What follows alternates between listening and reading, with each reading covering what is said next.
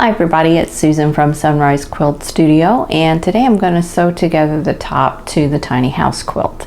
So I'm going to adjust the camera, I'm going to show you all the blocks that I have, and then I will get to piecing those together. What I have here is I have all the rows for the quilt here and here, and then I have my draft here, my picture of how I want those in order. So the first row is all houses, so I've got it marked with an alphabet and a little clip, and I just put them in the order that I wanted them. Now it's not exactly the same as my paper pattern here because some of the fabrics I had to substitute, but here's all of the house blocks in row 1. And I think row 1 actually is the same. I compare them to my picture. Row 1 is all the same, but there's a couple rows that aren't exactly. So there's row 1. Here's row 2. These are the churn dash blocks. And let me go ahead and take the clip off. So those turned out nice. You know, all those directional prints there.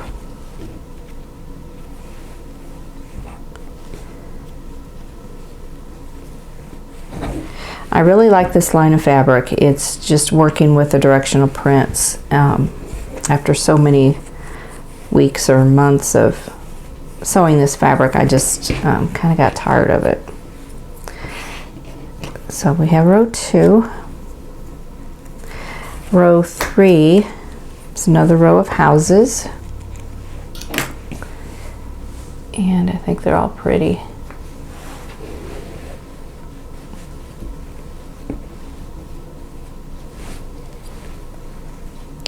And this is a good line with mixing and matching all of your colors. They all go well together. This one I was kind of testing something out using the same color in all of the prints. So this one's a little bit different. So that's row 3. And row 4 are shoe fly blocks.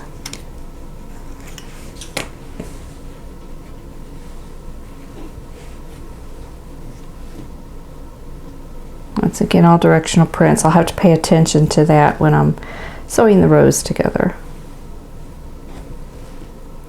Now you can, of course, you can change the fabrics in here, like use a different fabric for your center than you do all your half square triangles, or make every piece a different color if you want. You know, it's your quilt and your quilt blocks. You do them however you want. Okay, row 5 is more house blocks. There's some text print in this row.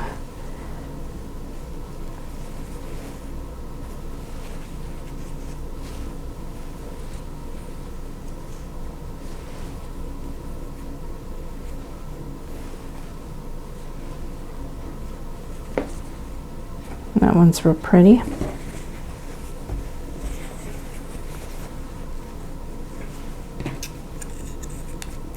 And then row 6, this is one I haven't put in order yet. This is the one I changed a lot because I was supposed to have a peach floral here according to my pattern, but I didn't have enough, so I put a peach heart instead.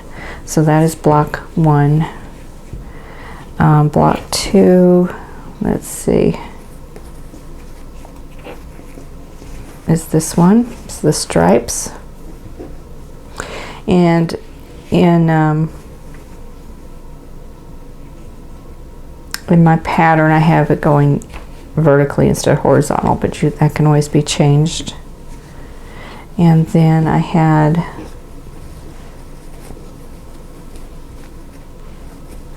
this one, and be number 3 in that row. Block there. And the number 4 is the herringbone.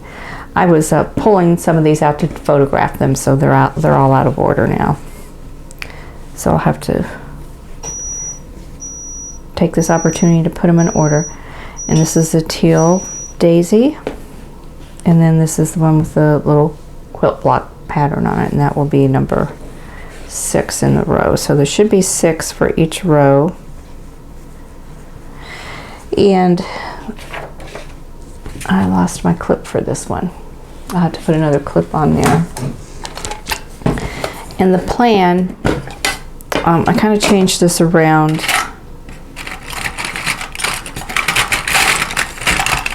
Find a clip that doesn't have a number on it.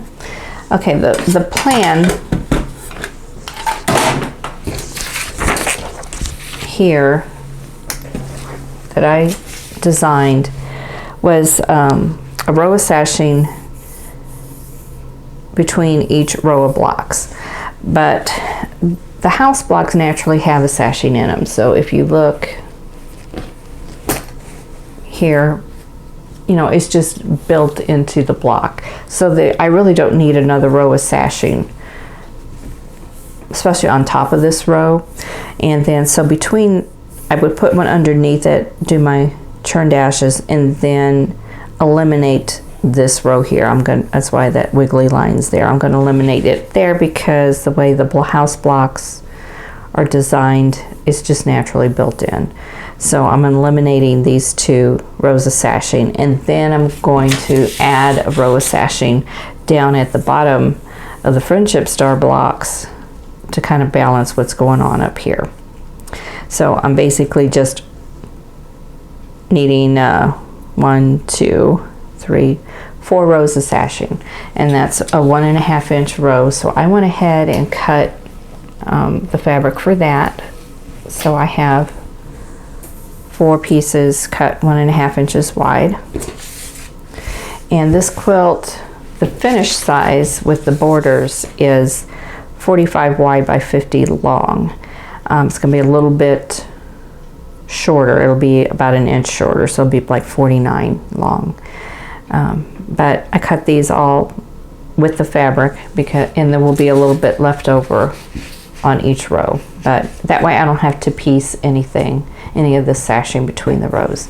So I'm going to do that, and then once I get I'll get all the blocks sewn together into rows and pressed, and then I will sew the rows together, including the sashing.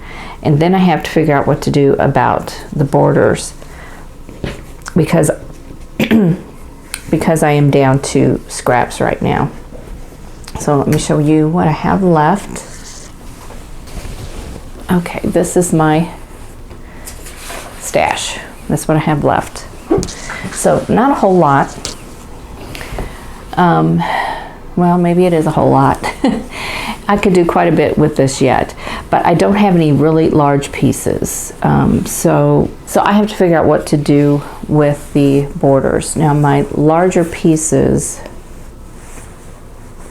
I'm going to pull those out and look at them. I know there's not going to be enough of anything probably to go all the way around anymore, because I've used most of this. Like I've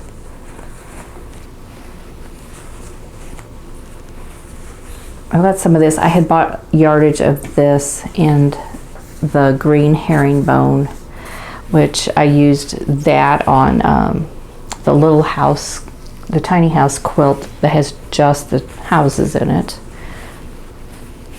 And then I bought yardage of this, but I've been using this for a lot of borders too, so we're kind of low on that too. So I've got to figure out what to do.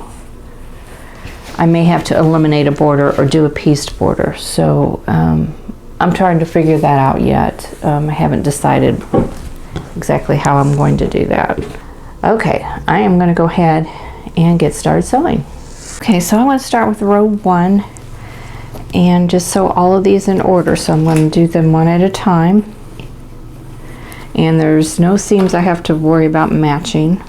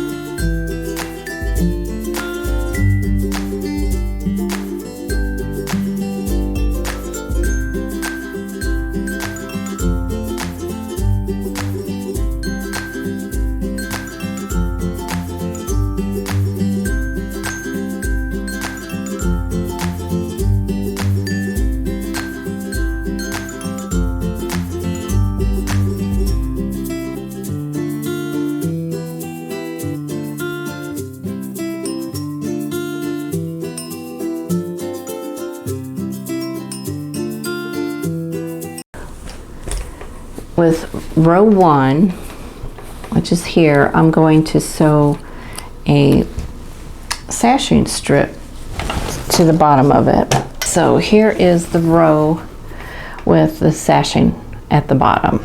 So now I'm going to sew row 2 onto this. We have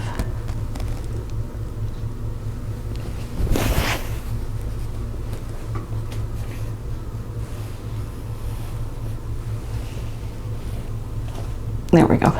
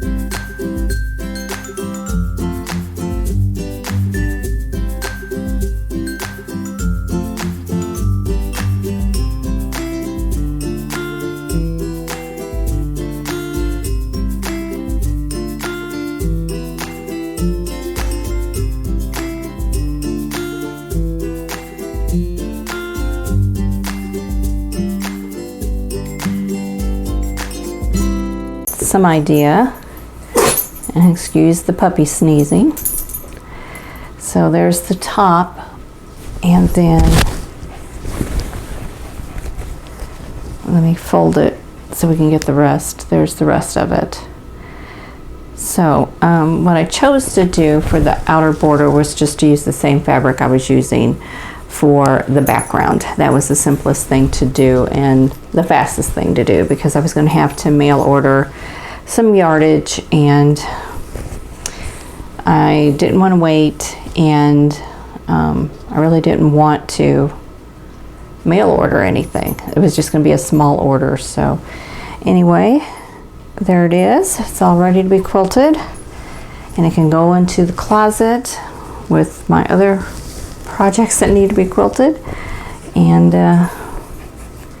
one of these days I'll be able to have my long arm back and I can get these all quilted. The dog says yes, you will. So okay, thank you for watching, and I hope you enjoy this video. Thanks for watching. For more quilting ideas, click on the video links, and to keep up with my latest projects, click on the subscribe button. I hope to see you again soon.